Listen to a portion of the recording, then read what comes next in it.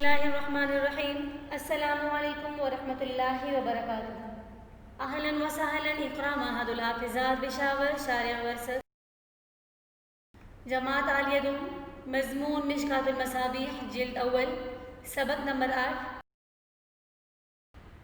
کتاب الایمان کی حدیث نمبر 4 وعن عبداللہ بن عمرو رضی اللہ عنہ قال رسول اللہ صلی اللہ علیہ وسلم المسلم من سلم المسلمون من لسانه ويده والمهاجر من هجر ما نهى الله عنه هذا لفظ البخاري ولمسلم قال إن رجلا سأل النبي صلى الله عليه وسلم أي المسلمين خير قال من سلم المسلمون من لسانه ويده. اور عبداللہ ابن عمر رضی اللہ عنہ سے روایت ہے، فرماتے ہیں کہ نبی علیہ السلام نے فرمایا المسلم مسلمان وہ ہے من سلم المسلمون من لسانہ کہ دوسرے مسلمان محفوظ رہے اس کی زبان اور ہاتھ سے، والمہاجر اور حقیقی مہاجر وہ ہے من حجر ای ترک یعنی جو چھوڑ دے ماں ان چیزوں کو نہى اللہ عنہ جس سے اللہ تعالیٰ نے اس کو منع کیا ہو. ھذا لفظ البخاری یہ الفاظ یہ لفظ بخاری کے ہیں، ولمسلم اور مسلم میں ہے قال فرماتے ہیں ان رجلا سأل النبی کہ ایک آدمی نے نبی علیہ السلام سے پوچھا ای المسلمین خیر کون کے مسلمانوں میں سے کون سب سے بہتر ہے؟ قال فرمائے نبی علیہ السلام نے من وہ شخص سلم المسلمون کے محفوظ رہے مسلمان اس کی زبان اور ہاتھ سے. حدیث کے راوی عبداللہ ابن عمر رضی اللہ عنہ تو ان کے بارے میں آتا ہے کہ یہ عبداللہ ابن عامر ابن عاص سہمی قریشی ہے. یہ اپنے والد سے پہلے اسلام لے آئے. ان کے والد 13 سال ان سے عمر میں بڑے تھے، بعض نے کہا کہ 12 سال اور بعض نے 11 سال بتایا ہے. عبداللہ ابن عامر ابن عاص بڑے عابد عالم حافظ کتابوں کے پڑھنے والے تھے. نبی علیہ السلام سے آپ نے احادیث کے بارے میں لکھنے کی اجازت چاہی تو نبی علیہ السلام نے ان کو اجازت دے دی. ان کی وفات کے بارے میں بھی اختلاف ہوا ہے، بعض نے فرمایا کہ 63 ہجری میں وفات ہوئی، بعض نے سن وفات 73 ہجری اور بعض نے 65 ہجری سن وفات بتلائی ہے. اس طرح ان کے مقام وفات میں بھی اختلاف پایا جاتا ہے، بعض نے مکہ بعض نے طائف اور بعض نے مصر بتائی ہے. ان سے بہت سے لوگ روایت کرتے ہیں. یا علیہ ابن عطا اپنی والدہ سے نقل کرتے ہیں کہ وہ عبداللہ ابن عامر ابن عاص کے لیے سرما بنایا کرتی تھی کیونکہ یہ رات بھر عبادت کیا کرتے تھے، چراغ بجھا کر بہت رویا کرتے تھے یہاں تک کہ ان کی آنکھوں کی پلکیں گر گئی تھی.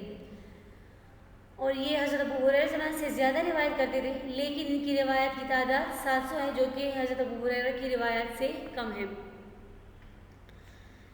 نبی علیہ السلام نے فرمایا المسلم من سلم المسلمون من لسانه ويده کہ حقیقی مسلمان وہ ہے یا کامل مسلمان وہ ہے جس کی تکلیفوں سے دوسرے مسلمان محفوظ رہے، جس کی ایذا سے دوسرے مسلمان محفوظ نہ رہے تو وہ مسلمان تو ہوگا لیکن کامل مسلمان نہیں ہوگا بلکہ وہ ناقص ہوگا. اس طرح نبی علیہ السلام بھی اپنے ہاتھ اور زبان سے دوسروں کو تکلیف دینے سے خود کو روکا کرتے تھے. جس طرح کہ نبی علیہ السلام کے بارے میں آتا ہے کہ نبی علیہ السلام تہجد کے لیے اس طرح بیدار ہوتے تھے کہ ازواج مطہرات کے آرام میں کوئی خلل نہیں آتا تھا اور ان کو پتہ بھی نہیں چلتا تھا، تو یہ نبی علیہ السلام امت کی تعلیم دینے کے لیے کیا کرتے تھے. اب یہاں پر سوال پیدا ہوتے کہ اس حدیث سے تو معلوم ہوتا ہے کہ مسلمان کو تکلیف پہنچانے کی اجازت نہیں، تو کیا اہل ذمہ جو کہ مسلمانوں کے ملک میں جو کافر رہتے ہیں اور وہ ٹیکس ادا کرتے ہیں تو کیا ان کو تکلیف پہنچائی جا سکتی ہے؟ تو اس کا جواب یہ دیتے کہ ذمی لوگ مسلمانوں کے تابع ہوا کرتے ہیں، جس طرح کہ حدیث میں آتا ہے کہ دماؤہم کا دمائنا و اموالہم کا اموالنا، جس طرح مسلمانوں کا جو حق ہے اس طرح جو حکم مسلمانوں کا ہے وہی حکم ذمیوں کا بھی ہوگا. اب دوسرا سوال یہ کہ اس حدیث میں مسلمانوں کا ذکر مسلمون کا ذکر ہے مردوں کا، تو کیا مسلمات یعنی مسلمان عورتیں اس میں داخل نہیں، ان کو تکلیف دینا جائز ہے کیا؟ تو جواب یہ دیتے پہلا کہ احکام مشترکہ میں مردوں کا ذکر تغلیباً کیا جاتا ہے اور عورتیں بالطبع ان میں داخل ہوتی ہیں، یعنی اکثر احکامات میں مردوں کو ذکر کیا جاتا ہے اور عورتیں طبعاً ان میں داخل ہوا کرتی ہیں. دوسرا جواب یہ کہ مردوں کے ذکر سے اصل کے ذکر پر اکتفا کیا، جب اصل کا ذکر کر دیا تو فرع بھی اس میں داخل ہے.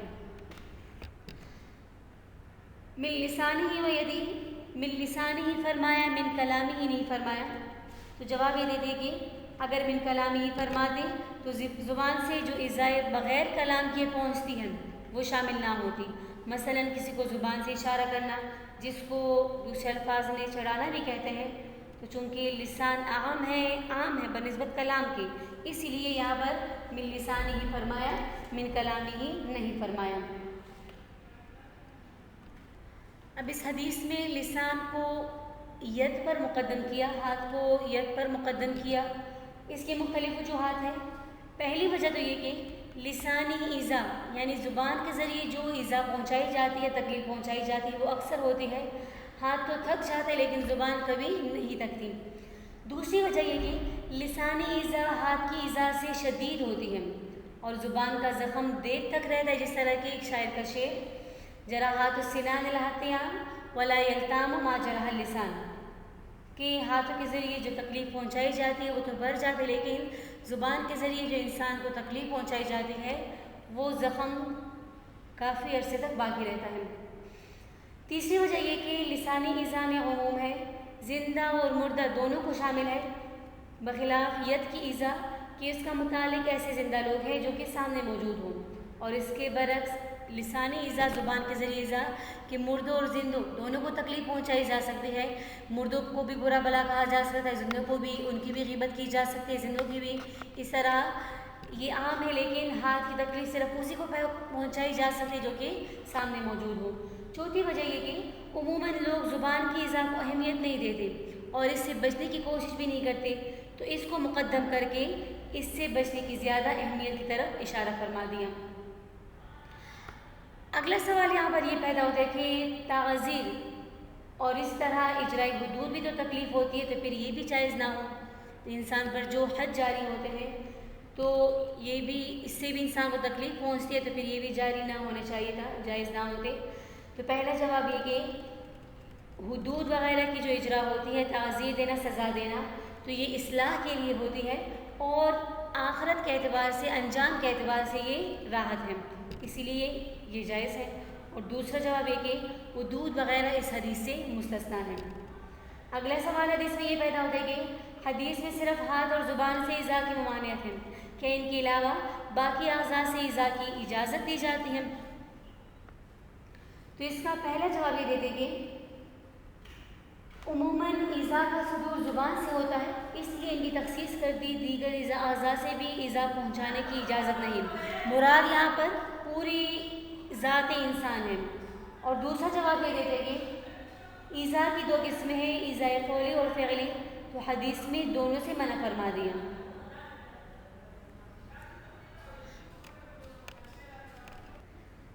اس حدیث سے تو معلوم ہوتا ہے کہ جو شخص کسی کو زبان یا ہاتھ سے تکلیف پہنچا دے وہ مسلمان نہیں رہتا۔ اس قسم کی اور بھی احادیث ایسی ہیں جن میں بعض معاصی کو ایمان کے منافی قرار دیا ہے، جبکہ اہل سنت والجماعت کے نزدیک کسی بھی برے عمل سے، کسی بھی بدعملی سے آدمی اسلام سے خارج نہیں ہوتا۔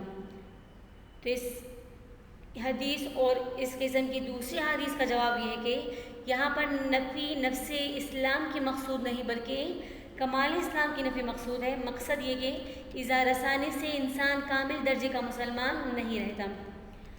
اب اس پر یہ سوال پیدا ہو سکتا ہے کہ اگر ایمان کامل ہی کی نفی مقصود ہے تو حدیث میں یہ قید صراحتاً کیوں نہیں ذکر کی گئی؟ تو جواب اس کا یہ دے دے کہ دو طرح کے مقام ہوتے ہیں، ایک مقام تعلیم اور دوسرا مقام تذکیر یعنی مقام نصیحت۔ تو مقام تعلیم میں ہر مسئلے کی تحقیق مقصود ہوتی ہے اور وہاں ہر قید کو صراحتاً ذکر کیا جاتا ہے۔ اس کے برخلاف مقام تذکیر کہ اس میں عمل پر ابھارنا اور اس کی ترغیب دینا مقصود ہوتا ہے، وہاں پوری قیود کا ذکر مقصود کے لیے مفید نہیں ہوتا بلکہ بعض اوقات مضر اور اس مقام کے منافی بھی ہوتے ہیں۔ مثلا اس بات کو یوں کہا جائے کہ جو شخص کسی کو ایذا دے تو وہ مسلمان تو ہوتا ہے لیکن کامل درجے کا مسلمان نہیں ہوتا، تو اس سے ساری بات کا اثر ختم ہو جائے گا اور تذکیر کا یعنی نصیحت کا جو مقصد ہوگا وہ حاصل نہ ہوگا۔ تو اس قسم کی جتنی بھی احادیث ہے وہ مقام تذکیر میں فرمائی گئی ہے، اس لیے ان میں کمال کی قید کا تذکرہ نہیں کیا گیا۔ پھر اس پر یہ سوال پیدا ہوگا کہ کامل کی قید نہ لگانا اور مطلق ایمان کی نفی کر دینا یہ تو خلاف واقعہ ہے، تو یہ بھی یعنی وہ بھی کیا تذکیر ہوئی جس میں خلاف واقعہ باتیں کی جائیں. تو اس کا جواب یہ دیتے کہ قید نہ لگانا خلاف واقعہ اور کذب نہیں بلکہ بلاغت کے ایک اسلوب تنزیل الناقص بمنزلۃ المعدوم کے مطابق انتہائی بلیغ کلام ہے. تنزیل الناقص بمنزلۃ المعدوم کے مطابق انتہائی بلیغ کلام ہے. بعض اوقات ایک چیز اتنی ناقص ہوتی ہے کہ وہ گنتی میں لانے کے قابل نہیں ہوتی، اس کو قلعدم قرار دے کر بات کی جاتی ہے. تو یہاں اس اسلوب کو اختیار کرنے کا مطلب یہ کہ موذی کا اسلام اتنا ناقص ہے کہ وہ اسلام کہلانے کے قابل نہیں، یعنی یوں سمجھ لو کہ ایسے شخص کا اسلام ہے ہی نہیں. والمہاجر من ہجر ما نہی اللہ، حقیقی مہاجر وہ ہے جو ان چیزوں کو چھوڑ دے جس سے اللہ نے منع کیا ہو. تو ہجرت کی اقسام اور اس کی تعریف حدیث انما الاعمال بالنیات کے تحت گزر چکی. یہاں پر مزید تھوڑی سی وضاحت کر لیتے ہیں کہ یہاں پر نبی علیہ السلام نے جو ارشاد فرمایا تو یہ ارشاد مہاجرین کے لیے ہے کہ مہاجرین جو ہجرت کر کے آتے ہیں تو ان کو صرف ہجرت ظاہری پر بھروسہ نہیں کرنا چاہیے، بلکہ ہجرت ظاہری کے ساتھ ساتھ ہجرت باطنی یعنی ترک معاصی جو کہ ہجرت کاملہ ضروری ہجرت ہے وہ بھی اس پر بھی توجہ دینا چاہیے. یعنی کامل مہاجر وہ ہے جو ہجرتین کو جمع کرے، یعنی ہجرت ظاہریہ اور ہجرت باطنیہ. یا پھر نبی علیہ السلام کا ارشاد ان صحابہ کرام کے لیے ہے جو فتح مکہ سے پہلے ہجرت نہیں کر سکے، وہیں پر رہے. تو نبی علیہ السلام نے جو ارشاد فرمایا کہ لا ہجرت بعد الفتح، ان سے ان صحابہ کو جو غیر مہاجرین تھے پریشانی ہوئی کہ ہم ہجرت کے ثواب سے محروم رہ گئے.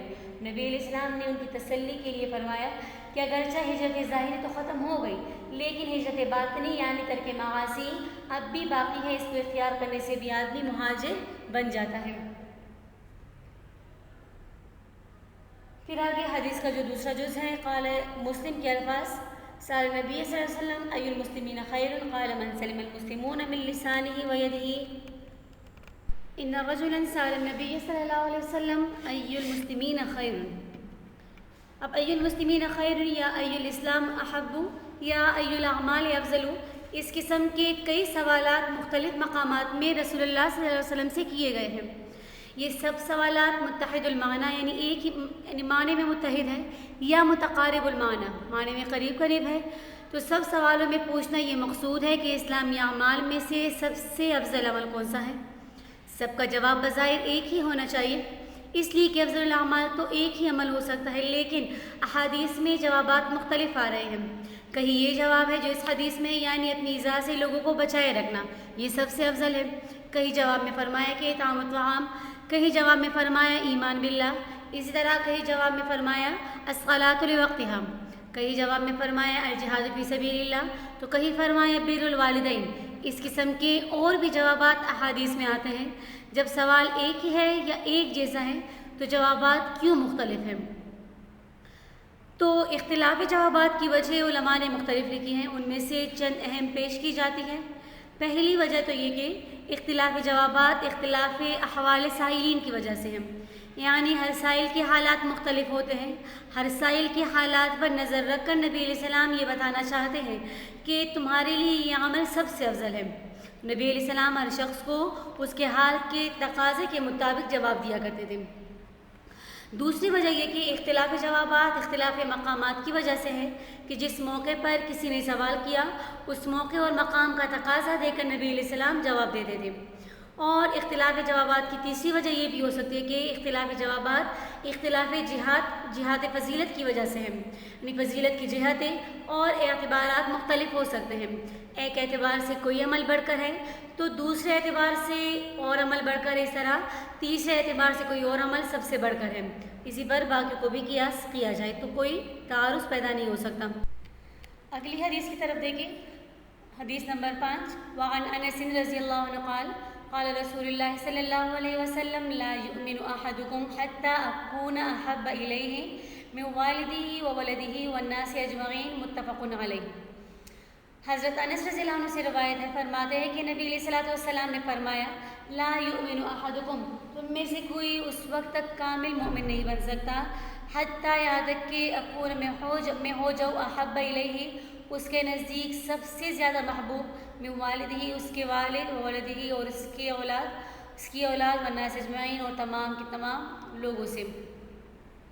حدیث کے راوی حضرت انس رضی اللہ عنہ، آپ کا نام انس رضی اللہ عنہ ہے، کنیت ابو حمزہ، والد کا نام مالک ابن نضر، انصاری خزرجی صحابی ہے، خزرجی مکثرین صحابہ میں سے ہے، مدینۃ الرسول آپ کا وطن ہے۔ حضرت انس کی عمر جب 10 سال تھی تو آپ کی والدہ ام سلیم بنت ملحان نے نبی علیہ السلام کی خدمت میں ان کو چھوڑ دیا۔ 10 سال تک آپ کی خدمت اقدس میں رہے۔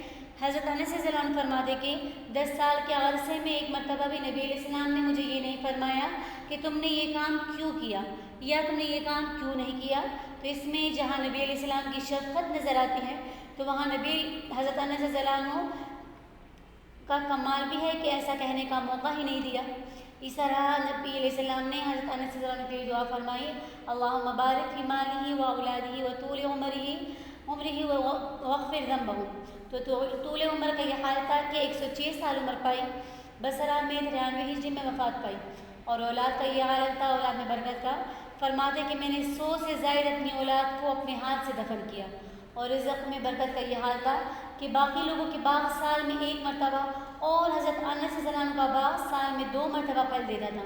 اس باغ میں ایک پھول تھا جس کی خوشبو ریحہ کریح المسک، ریحانہ کریحان المسک۔ اور حضرت انس فرماتے کہ جب میرے بارے میں 3 دعائیں قبول ہوئی تو مجھے یقین ہے کہ 4تھی دعا مغفرت والی بھی ضرور قبول ہوگی۔ قال رسول اللہ صلی اللہ علیہ وسلم لا یؤمن احدکم حتی اکون احب الیہ من والدہ وولدہ، کہ تم میں سے کوئی شخص اس وقت تک کامل مومن نہیں بن سکتا جب تک کہ میں اس کو، اس کے باپ اور اس کی اولاد اور تمام لوگوں سے محبوب نہ ہو جاؤں۔ تو اس حدیث میں بھی وہی کامل ایمان کی نفی کی گئی ہے کہ نبی علیہ السلام کی محبت کمال ایمان کی علامت ہے۔ پھر یہاں پر محبت تین قسم کے لوگوں سے ہوا کرتی ہے۔ بڑوں سے تو تعظیم کی بنا پر، اس لیے حدیث میں والدی سے اشارہ کر دیا، اور چھوٹوں سے شفقت کی بنا پر تو حدیث میں ولدی سے اشارہ کر دیا اس کی طرف، اور تیسری کے تمام لوگوں سے محبت ہوتی ہے جنسیت عصریت کی وجہ سے تو والناس سے اس کی طرف اشارہ کر دیا۔ حاصل یہی کہ نبی علیہ السلام کی محبت کا ہر قسم کے لوگوں، بڑوں چھوٹوں ہماسر لوگوں کی محبت سے زیادہ ہونا ایمان کامل کا تقاضا ہے کہ نبی علیہ السلام لوگوں کو، کی اولاد اور باقی تمام لوگوں سے سب سے بڑھ کر محبوب رہے۔ سوال یہاں پر یہ پیدا ہوتا ہے کہ محبت قلب کے میلان کا نام ہے، اور قلب کا میلان غیر اختیاری ہے، تو محبت بھی غیر اختیاری ہوگی تو غیر اختیاری چیز کا مکلف بنانا کیسے صحیح ہے؟ یہ تو تکلیف ما لا یطاق ہو گئی، یعنی ایسی تکلیف جس کی کوئی طاقت نہ رس سکے۔ تو پہلا جواب اس کا یہ دیتے کہ محبت کی 3 قسمیں ہیں، محبت طبیعیہ، محبت عقلیہ اور محبت ایمانیہ۔ محبت طبیعیہ کا مطلب یہ کہ غیر اختیاری طور پر کسی طرح طبیعت کا میلان ہونا، جیسے انسان کو اپنے ماں باپ، اولاد اور بیوی سے محبت ہوتی ہے۔ محبت عقلیہ جیسے انسان اپنی عقل کو طبعی خواہشات پر ترجیح دیتے ہوئے کڑوی دوا پیتا ہے، اور اس پر طبیعت کی نفرت کے باوجود عقل اس کو مجبور کرتی ہے۔ اور تیسری قسم محبت ایمانیہ، جیسے ایک مسلمان کو اللہ اور اس کے رسول کے ساتھ محبت ہوتی ہے کہ انسان اپنی خواہشات پر اللہ اور اس کے رسول کے ارشادات کو ترجیح دیتا ہے۔ اس کا اندازہ بوقت مقابلہ ہو سکتا ہے کہ جب قول والدین قول رسول کے مقابل ہو جائے تو کامل مومن قول رسول کو ترجیح دیتا ہے۔ تو اس حدیث میں محبت طبیعیہ مراد نہیں، کیونکہ یہ انسان کے بس میں نہیں بلکہ محبت عقلیہ مراد ہے۔ اور دوسرا جواب یہ بھی ہو سکتا ہے کہ محبت ایمانیہ مراد ہے یہاں پر، اور یہ دونوں اختیاری ہیں۔ یہی وجہ ہے کہ ایک مرتبہ حضرت عمر رضی اللہ عنہ نے نبی علیہ السلام سے عرض کیا، جس کا مفہوم یہ ہے کہ آپ مجھے میرے نفس کے علاوہ ہر چیز سے محبوب ہیں۔ تو نبی علیہ السلام نے فرمایا آپ کا ایمان مکمل نہیں۔ تو حضرت عمر رضی اللہ عنہ نے فرمایا کہ آپ ہر چیز سے محبوب ہیں، یہاں تک کہ میری جان سے بھی۔ نبی علیہ السلام نے فرمایا الآن تم ایمان کا یا عمر، کہ اب تمہارا ایمان مکمل ہو گئے عمر۔ اور اس طرح بخاری شریف کی روایت ہے کہ حضرت عمر رضی اللہ عنہ نے عرض کیا انت یا رسول اللہ احب الیہ من کل شیء الا من نفسی، کہ آپ مجھے تمام چیزوں سے سب سے زیادہ محبوب ہیں سوائے میری نفس کے۔ یہ سن کر نبی علیہ السلام نے ارشاد فرمایا لا حتی اکون احب الیک من نفسک، تب تک نہیں جب تک کہ میں تمہیں تمہارے نفس سے بھی زیادہ محبوب نہ ہو جاؤں۔ تو حضرت عمر رضی اللہ عنہ فوراً بولے فَإِنَّكَ الْآنَ فِي نَفْسِي، تو نبی صلی اللہ علیہ وسلم نے فرمایا الآن یا عمر۔ اب یہاں پر یہ سوال پیدا ہوتا ہے کہ رہی یہ بات کہ اسباب محبت کیا ہے، تو محبت کے 3 سبب ہوا کرتے ہیں: کمال، جمال، اور تیسری قسم جود و سخا، یہ اس کو احسان سے بھی تعبیر کر سکتے ہیں، اور چوتھی قسم قرابت۔ تو یہ چاروں سبب نبی علیہ السلام کی ذات میں بدرجہ اتم موجود تھے۔ نبی علیہ السلام کا کمال آپ کی کامل اور مکمل شریعت سے ظاہر ہے۔ اس طرح نبی علیہ السلام کے جمال کا تذکرہ بھی احادیث شمائل میں وضاحت کے ساتھ موجود ہے۔ بہت سے صحابہ کرام اپنی تمام فصاحت و بلاغت کے باوجود بھی اپنے آپ کو نبی علیہ السلام کے حسن و جمال کے بیان سے قاصر پاتے ہیں، اور آخر میں یہ کہہ کر قصہ مختصر کرنے پر مجبور ہو دے گے لم آغ مثلہ قبلہ ولا بعدہ، کہ ہم نے نہ ان کے مثل نہ پہلے دیکھا اور نہ ہی بعد میں دیکھا۔ تیسرا سبب تو حقیقت یہ ہے کہ کائنات کا کوئی ذرہ ایسا نہیں جو نبی علیہ السلام کے احسانات کے زیر بار نہ ہو، اور خصوصیت کے ساتھ فرین و انسان پر آپ کے احسانات سب سے زیادہ ہے، اور پھر اس آخری امت کو نبی علیہ السلام کی برکت سے جو انعامات ملے، حقیقت یہ ہے کہ ان کا حق ادا کرنا انسانی طاقت سے بھی باہر ہے، اور ان کا شمار کرنا بھی انسانی طاقت سے بالکل ہی باہر ہے۔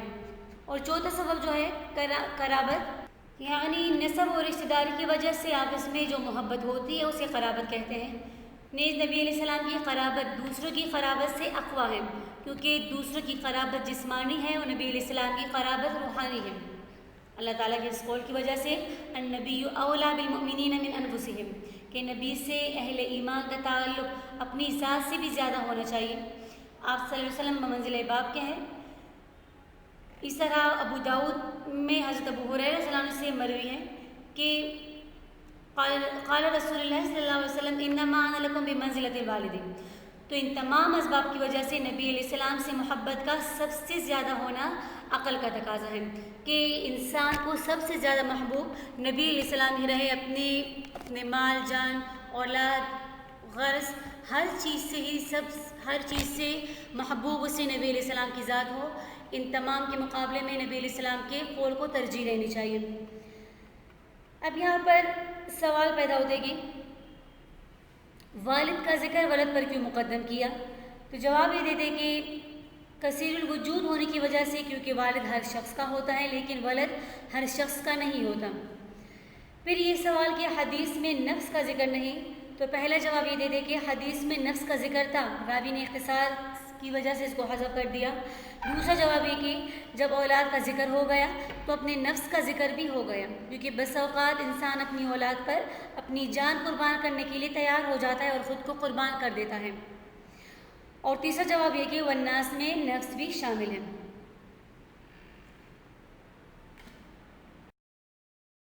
جزاکم اللہ خیرا کثیرا۔ السلام علیکم ورحمۃ اللہ وبرکاتہ۔